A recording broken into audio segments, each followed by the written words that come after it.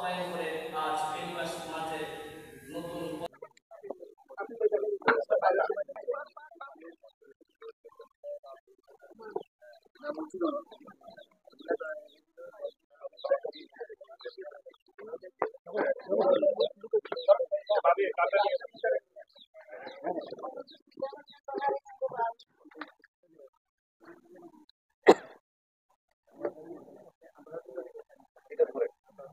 এবার থেকে এবার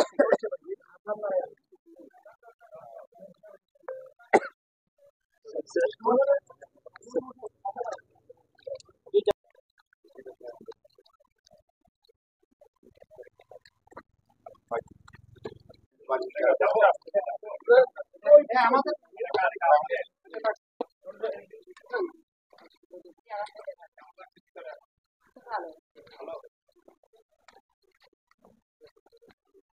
এবারে যারা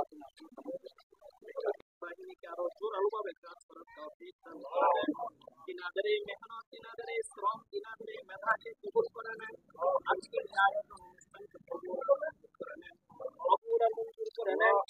বাংলাদেশ নৌবাহিনীর প্রতিটা সদস্যকে সকল প্রকার বিপদ আছে পবিত্র বাংলাদেশে যে কোনো সমস্যা এভাবে দান করে দেন।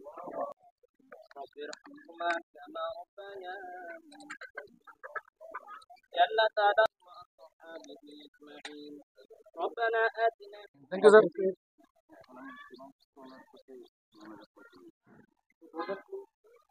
একটু ধরে